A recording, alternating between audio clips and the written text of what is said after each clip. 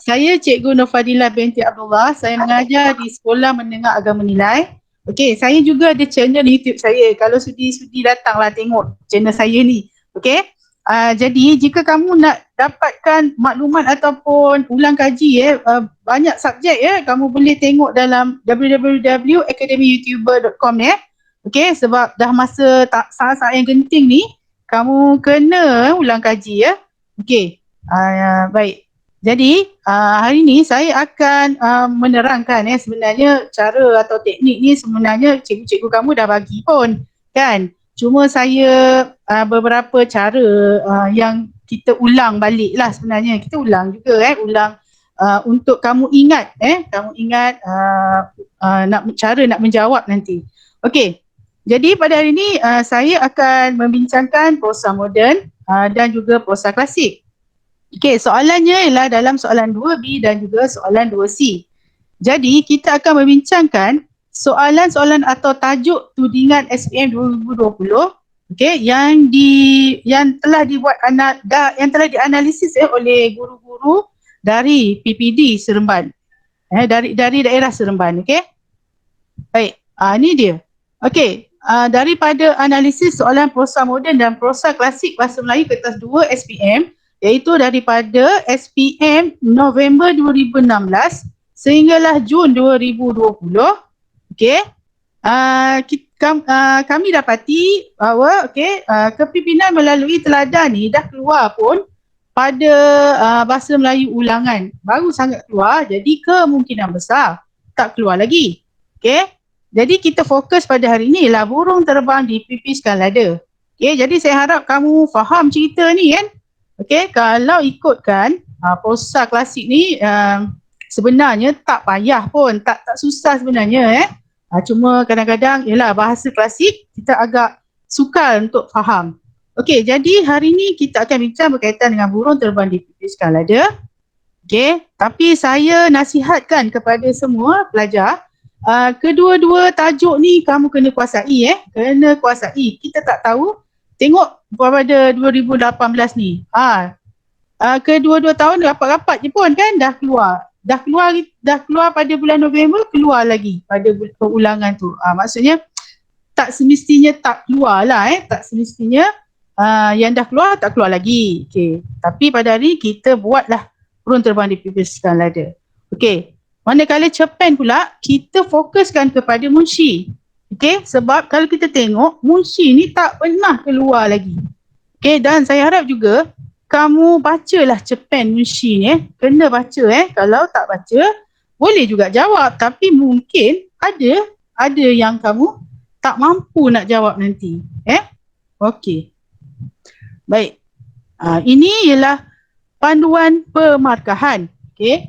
Panduan pemarkahan ni maksudnya kalau ikutkan inilah pemeriksa akan jadikan, maksudnya pemeriksa akan jadikan panduan pemarkahan ni ketika menanda kertas jawapan kamu. Okey, kamu tengok ni. Perhatian Dia kata bagi soalan 2A hingga soalan 2D, okey, termasuklah soalan 2B dan 2C, jawapan hendaklah menggunakan ayat sendiri. Macam mana nak buat ayat sendiri? Kadang-kadang kita pun susahnya nak buat ayat sendiri kan? Tapi tak apa. Kalau kita tahu cara, maka mudah sebenarnya kan nak menggunakan ayat sendiri ni. Maksudnya kalau salin bulat-bulat pun tetap juga dapat jawapan. Okey. Yang kedua, jawapan hendaklah dalam ayat yang lengkap atau sempurna. Maksudnya jawapan kamu tu jangan tergantung. Jangan tergantung dan jawapan tu juga perlulah ada subjek dan predikat. Okey. Dan kemudiannya jawapan yang kamu bagi pun janganlah terus saja jawab. Maksudnya dalam bentuk poin-poin tu. Okey, kalau dalam bentuk poin-poin tu kamu akan dapat markah juga tapi mungkin tapi akan kurang lah. Bukan mungkin tapi memang kurang. Okey. Dan yang ketiga, jika disalin bulat-bulat daripada teks dan jawapan itu betul, walaupun jawapan kamu betul tapi kamu salin bulat-bulat, maka penanda akan memberikan separuh daripada markah. Okey, itu yang kita tak nak. Tapi hari ni kita salin bulat-bulat tapi kita dapat markah. Yang itu yang kita nak. Okey. Yang ini deskripsinya saya rasa saya tak perlulah nak terangkan ya. Sekejap lagi dalam kita buat soalan tu nanti ada juga saya akan terangkan mengapa dapat markah 2 ke, okey? Baik, kita teruskan lagi. Okey, prosa moden. Okey, soalan 2B ni, okey, sama ada cerpen atau drama. Maksudnya boleh keluar cerpen atau boleh keluar drama. Tapi pada hari ni kita bincangkan sajalah untuk cerpen ni ya.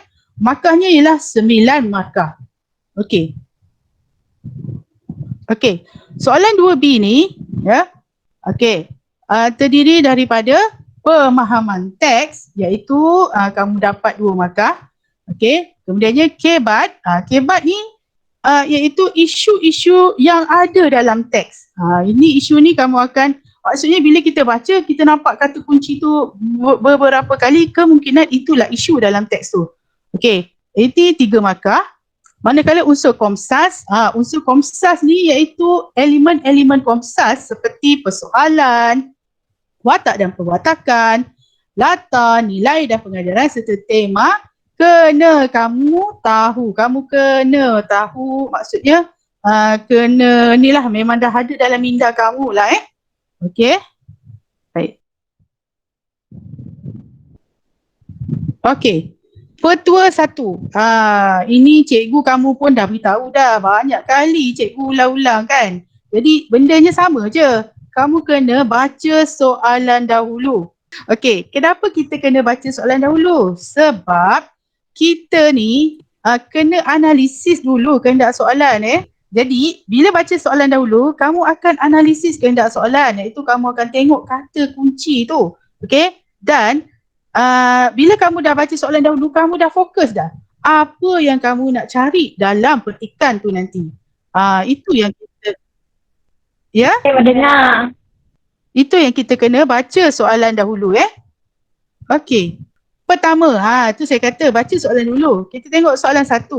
Berdasarkan petikan, apakah yang dinyatakan oleh Mel tentang kehidupan sekarang? Okey, berdasarkan petikan, apakah yang dinyatakan oleh Mel tentang kehidupan sekarang? Okey, jadi jawapannya mesti ada dalam petikan. Dan juga kamu kena tahu kata kunci atau kehendak soalan. Kehendak soalan dia apa? Apakah ni maksudnya? Apakah ni dia tanya tentang apa agaknya? Perkara yang dinyatakan oleh Mel. Jadi, okey. Jadi sekarang ni kehendak soalannya okey, kehendak soalannya apakah yang dinyatakan oleh Mel? Maksudnya perkara apa yang dinyatakan oleh Mel tentang kehidupan sekarang? Okey, kata kunci kat sini kehidupan sekarang. Okey, kehidupan sekarang. Nanti kamu tengok dalam petikan mesti ada perkataan kehidupan sekarang tu. Okey, kita tengok petikannya. Siapa nak baca ni? Ke nak baca dalam hati? Siapa boleh baca? Saya baca you. Saya Asal Luman daripada SMK Taman Semarak. Ni yang negeri 9.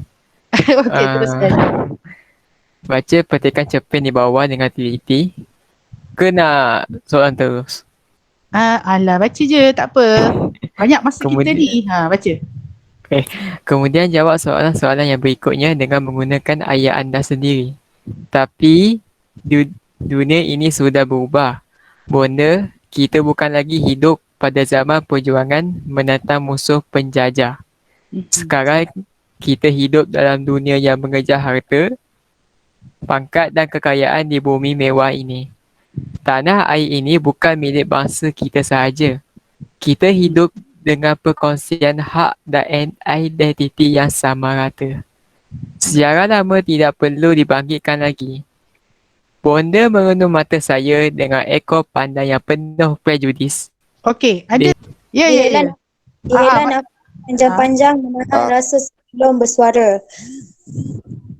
Okey, teruskan. Sejarah bukan buta. Sejarah ialah guru yang tidak pernah berdusta.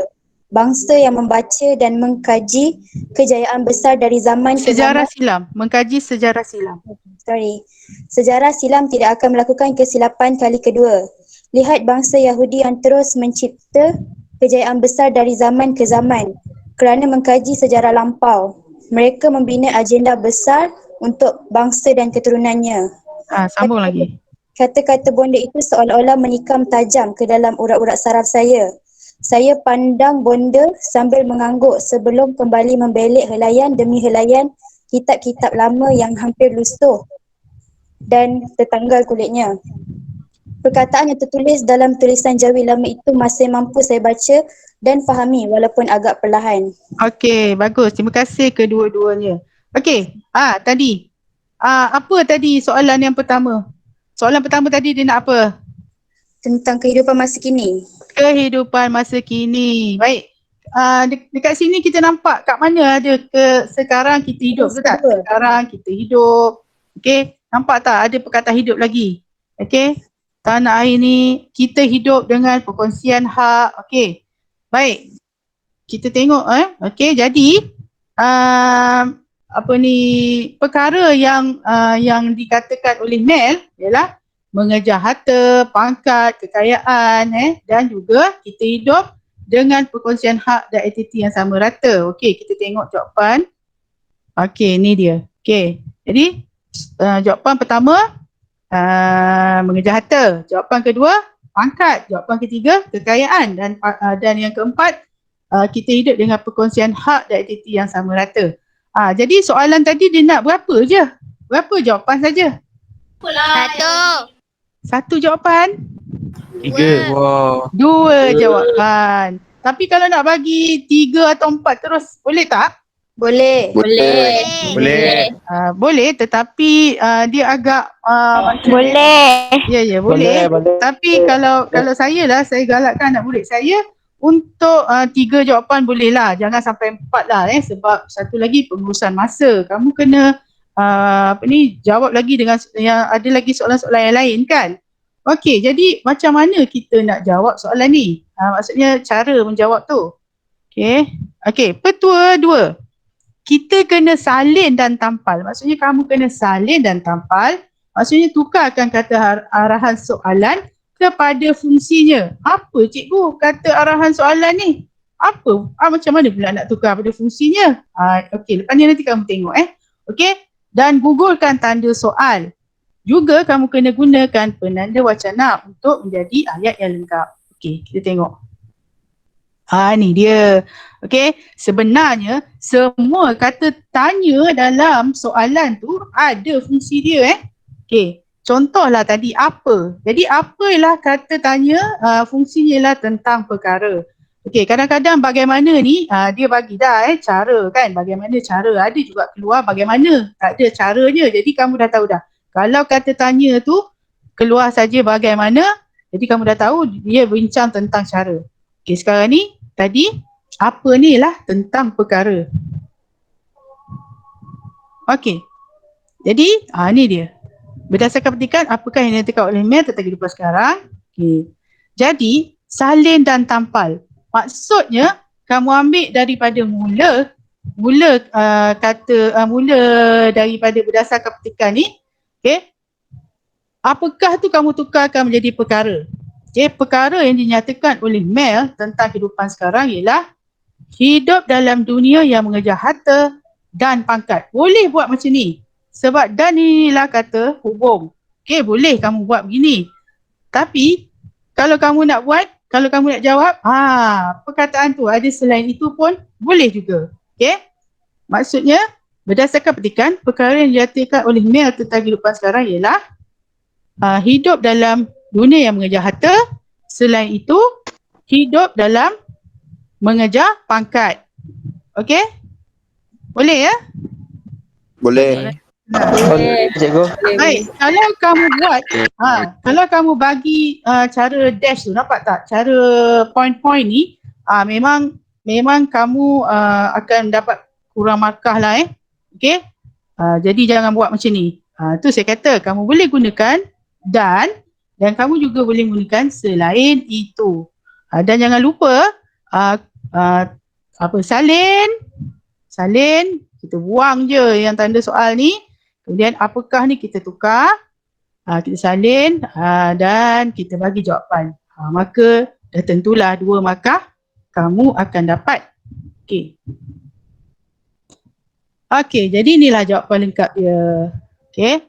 Jawapan tepat mengikut konteks, isi cukup dan ayat gramatis. Okey, jadi dapatlah 2 markah. Jadi satu lagi pesan saya ataupun cikgu-cikgu dah pesan dah, jawapan mestilah dalam ayat yang lengkap dan ambil dalam petikan. Ini kena ingat Sekarang sedang azan ya. Tak apalah. Okey. Baik.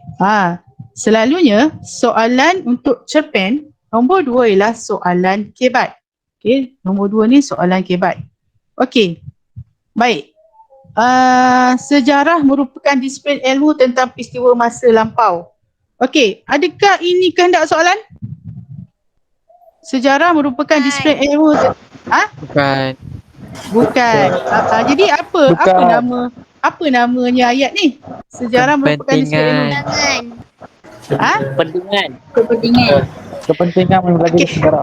Tak, saya tanya ayat yang pertama ni. Ayat perkataan ayat yang pertama. Sejarah merupakan disiplin ilmu tentang peristiwa masa lampau ni ialah rangsangan ataupun penyataan saja. Okey, penyataan nak menyatakan bahawa sejarah tu kita belajar kerana untuk mengetahui tentang peristiwa lampau. Okey. Jadi kat sini soalannya ialah nyatakan kepentingan mempelajari sejarah. Nyatakan kepentingan mempelajari sejarah. Saya kan, anak murid saya kalau kepentingan ni kadang-kadang dia macam terhilang idea dia. Jadi kan saya memang suruh murid saya kalau kepentingan ni tukarkan yang sama makna dengan kepentingan ni. Apa makna kepentingan yang sama makna dengan kepentingan? Kata kunci kepentingan ni. Apa yang sama makna? Saya boleh jawab. Kebaikan. Bagus. Kebaikan. Kebaikan, faedah, kelebihan. Betul tak? Okey, bagus. Okey. Jadi soalan kebat ini soalannya memang berkait dengan kehidupan kamu sehari-hari kan. Kehidupan kamu di sekolah, okey.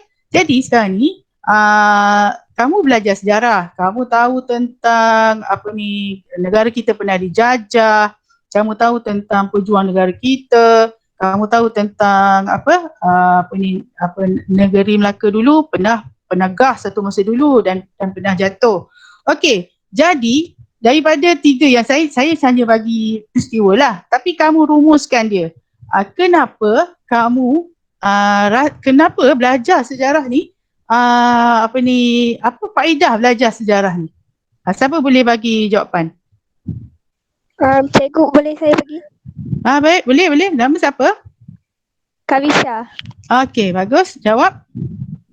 Untuk menghargai jasa dan pengorbanan perjuang terdahulu. Okey, bagus. Okey. Baik. Kita belajar tu untuk mengingati pejuang terdahulu. Okey. Yang kedua, kenapa kita Boleh share lagi. Ya, betul. Apa faedah lagi? Dapat menanam semangat patriotisme dalam diri warga negara atau dalam diri murid-murid. Bagus. Betul. Ingat, sangat bagus. Okey, lagi? Untuk dijadikan pengajaran. Dia tidak ulangi. Untuk supaya kita dapat jadikan pengajaran. Okey, maksudnya kita tak melakukan kesalahan yang sama seperti mana peristiwa yang lampau lah. Okey, betul bagus. Okey, yang ini kan kamu bila soalan kebat yang macam ni, janganlah kamu ambil daripada sejarah merupakan disiplin ilmu ni, tak payah ambil ni. Ini hanyalah penyataan saja. Jadi buangkan, nyatakan ni, kamu ambil kepentingan. Janganlah kamu tulis faedah pula kan, sebab kat sini kata kuncinya ialah kepentingan Jadi kepentingan mempelajari sejarah ialah apa? Sebenarnya selain itu apa? Dan akhir sekali apa? Okey.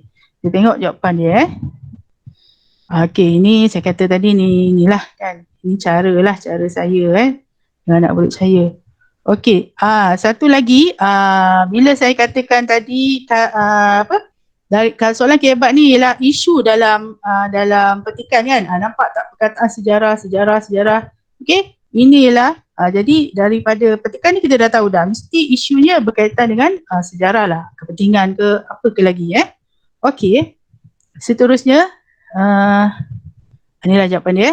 Yang pertama, dapat menimbulkan rasa patriotisme dalam diri seseorang. Okey, boleh juga dalam seseorang, dalam diri murid. Okey, dapat melahirkan generasi muda yang lebih matang dan berfikiran waras.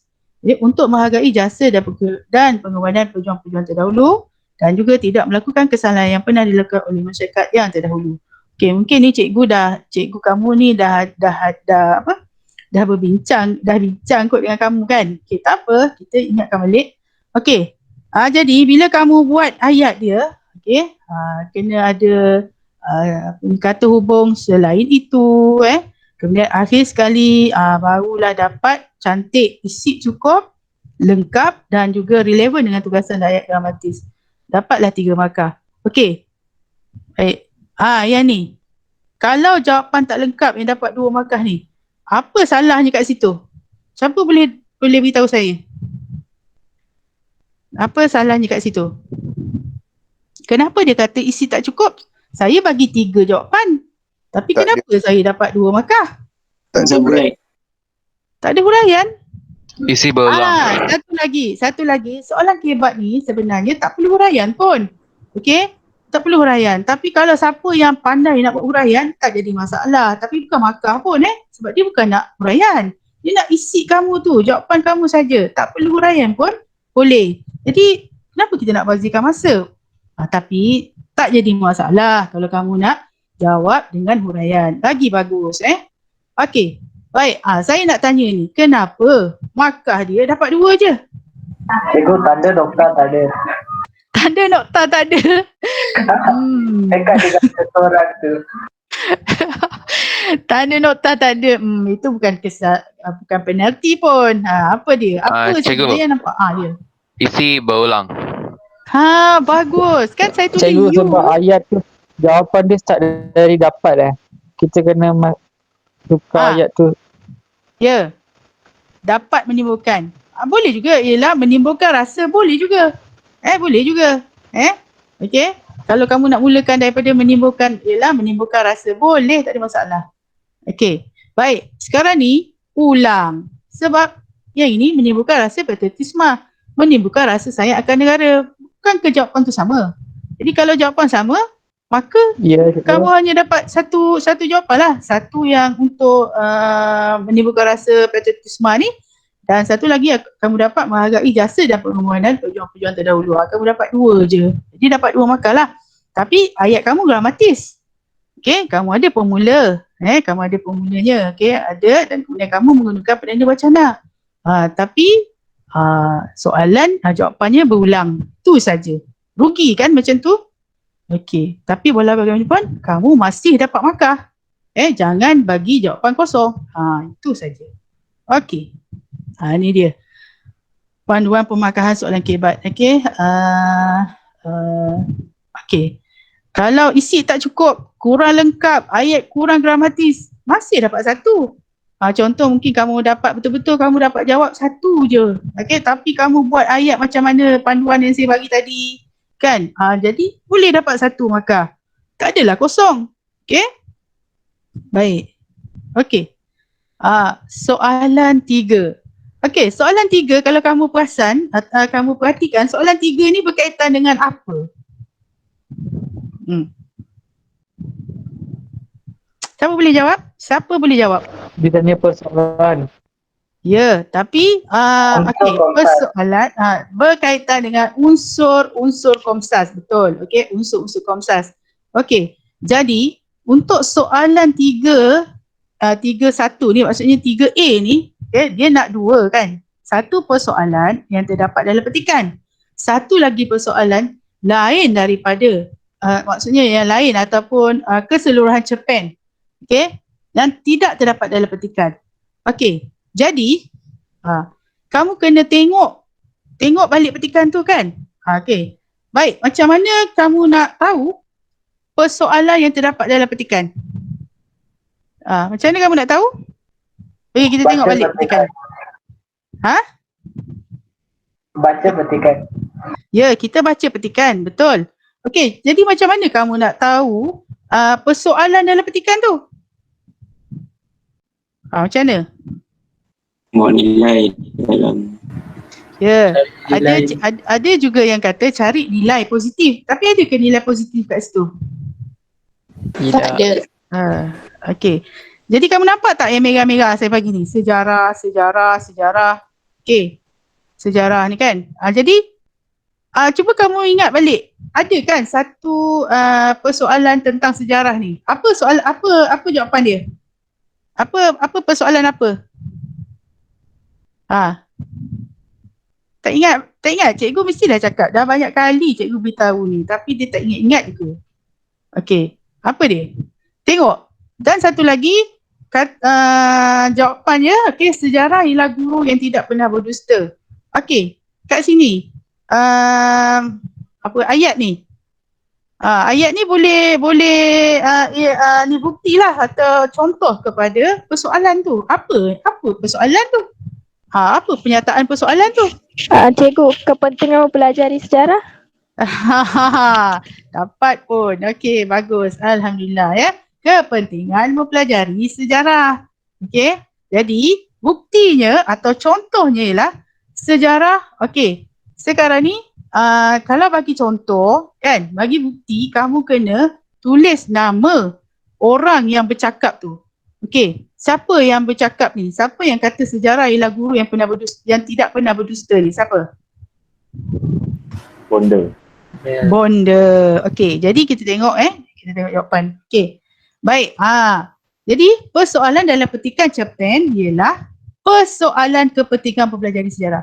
Baik, satu lagi ya, petuanya ialah bila berkait dengan elemen ataupun unsur-unsur sastra ni, kamu kena tahu kata kunci dalam sastra tu, kata kunci unsur sastra tu.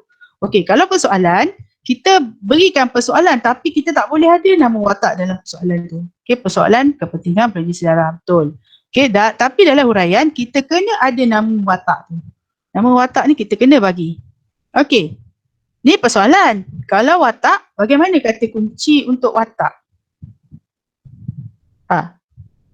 Kata kunci daripada dalam unsur sastra tu. Dalam unsur komsas tu. Kalau watak. Seorang yang. Bagus. Seorang yang. Okey. Kalau nilai? Nilai. Kita hendaklah. Kita hendaklah. Itu pengajaran. Itu pengajaran. Itu pengajaran. Nilai. Okey, saya bagi taat. Nilai dia apa? Macam mana nak? Nilai yang. Seorang yang. Kita hendaklah. Nilai taat tu. Macam mana? Nilai ketaatan. Nilai ketaatan. Kena ingat tu. Nilai ketaatan. Ada ke-an. Ada juga nilai yang tak perlu ada tambahan apitan ke-an tu. Ya, seperti kasih sayang, tanggungjawab. Jadi ini elemen-elemen komsas atau unsur-unsur komsas ni kamu kena tahu. Ini memang tak ni saya lah memang kena ingat lah. Okey, kena ingat. Okey, tapi selalu dalam petikan ni memang ada dah dia bagi tu kuncinya dah nampak dah sebenarnya kata kunci tu. Okey, jadi huraiannya atau kita bagi Bonda menyatakan kepada Mel bahawa sejarah ialah guru yang tidak pernah berdusta. Okey, kita tengok cara jawapan dia. Okey, yang ini pula persoalan-persoalan dalam keseluruhan cerpen tu. Ada banyak lagi sebenarnya persoalan ni, tapi yang ni saya keluarkan sedikit sajalah. Okey, kalau boleh lah kan, kalau boleh saya nak kamu cuba ingat. Okey, ada satu cara sebenarnya untuk nak ingatkan bukan persoalan lah, maksudnya nak ingatkan elemen-elemen komsas dan hanya menggunakan satu contoh saja. Okey, saya rasa cikgu kamu dah bagi tahu dah kan? Mesti cikgu dah bagi dah petua tu. Okey, iaitu satu contoh kita boleh gunakan kepada 5 unsur komsas. Contohnya satu contoh ni macam contoh ketaatan ni kan? Persoalan ketaatan seorang anak terhadap ibunya. Jadi Mel tidak membantah. Okey, ni contoh dia atau huraian dia. Kemudian kita buat lagi nilai ketaatan. Inilah juga contoh dia. Kemudian kita bagi lagi apa lagi? Kita bagi perwatakan. Seorang yang taat. Kita bagi lagi. Ni dia punya contoh. Kan? Dia berulang-ulang je. Contoh ni contohnya satu tapi kita boleh pakai 5 unsur komsas Okey. Itu kena ni lah. Itu sebenarnya kamu dah patut tahu dah ya. Okey. Jadi, bila persoalan dalam keseluruhan cerpen ni kita pilih je lah. Kita pilih je. Persoalan banyak. Tapi yang penting, persoalan dalam keseluruhan cerpen ni bukan yang dalam petikan tadi. Yang dalam petikan kita dah bagi dah jawapan tu. Yang sekarang ni kita cari yang di luar petikan tu ataupun secara keseluruhan cerpen tersebut. Atau keseluruhan, yelah keseluruhan cerpen lah. Okey. Jadi kita kena bagi huraian. Kalau tak ada huraian, okey, ini kejap lagi cikgu tunjukkan macam mana markah dia. Okey, baik kita tengok. Jawapan lengkap. Okey, jawapan lengkap, pernyataan persoalan dan huraian tepat. Okey, yang pertama tadi, persoalan, okey kita buat ni. Persoalan yang terdapat dalam petikan ialah, okey kita ambil balik tadi kehendak soalan tekan.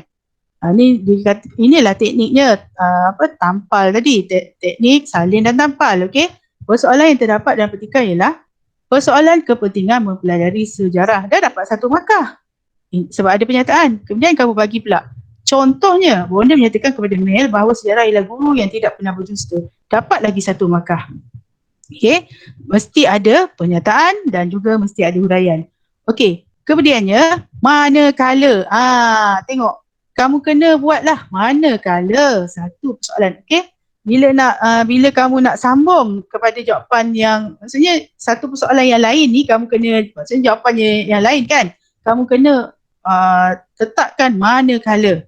Okay, manakala 1 persoalan lain terdapat dalam keseluruhan cerpen ialah persoalan ketaatan seorang anak terhadap ibunya. Ini kita ambil lah yang kita dah ingatkan tadi. Contohnya, Mel tidak membantah ketika ibunya melarang dia berhijrah ke bandar. Okey, dapat 1 markah lagi. Maka dapatlah kamu 4 markah. Okey, lagi 1 petua janganlah kamu mungkin kamu ni dah ingat banyak ni. Saya dah ingat dah. Saya tak ketaatan ni saya ingat. Saya ingat lagi yang tadi tu saya tunjukkan tadi persoalan yang lain kan. Saya nak masukkan lagi cikgu. Tak payah, tak perlu pun. Okey, dia nak ada satu pernyataan dan 1 contoh. Cukuplah, markah dia 4 je. 2. Okey? Tak payah nak tambah-tambah lagi Okey. Okey. Dia start pula ni. Kenapa dia start Okey. Okey lah, saya cuba lagi sekali. Dia kenapa pula ni? Dia start dah pula. Alright. Okey, baik. Nampak tak? Oh, dia tak gerak Gerak tak tadi saya punya ni, PowerPoint saya ni? Gerak. Gerak ya? Gerak. Gerak tapi ni dia dah start. Gerak. Alright, okey, tak apa. Kita jangan mengalah dengan ICT ni Ya. Dia kadang-kadang memang macam ni kan, mengada kan. Okey, tak apa, kita tengok ni. Alright. Jawapan yang tidak lengkap. Nampak tak? Nampak. Alright. Nampak dah. Okey. Jawapan yang tidak lengkap, pernyataan persoalan saja. Yang ini. Tapi kamu dapat markah juga. Kalau kamu bagi pernyataan persoalan, itu je yang kamu ingat. Contoh kamu tak ingat. Okey, kamu bagi je lah. Kamu bagi pernyataan persoalan saja. Masih kamu dapat 1 markah. Okay, 1 dan 1 dapatlah 2 markah. Tapi tak ada contoh. Sebenarnya rugi kan? Rugi. Tapi tak apa. Sekurang-kurangnya ada markah. Okey? Jadi kita tengok pula. Alah, dia berhenti-berhenti lah. Kenapa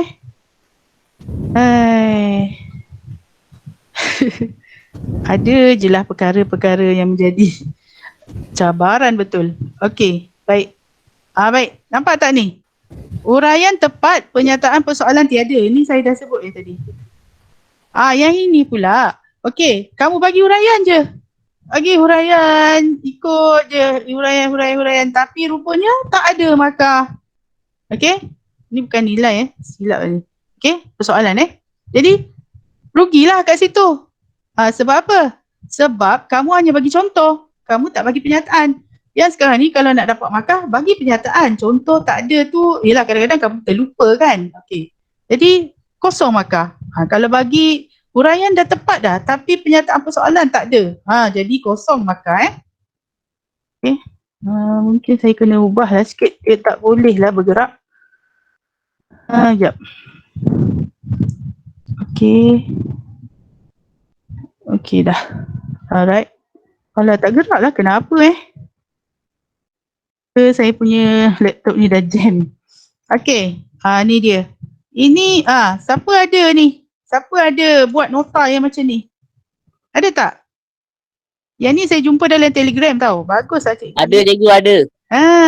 Kalau boleh kan, kumpulkan ni. Sebenarnya dalam keadaan yang sekarang ni, kan, kamu tak boleh dah nak baca buku teks ke apa kan. Ini sebagai panduan je tau. Kamu kena banyak buat latihan je.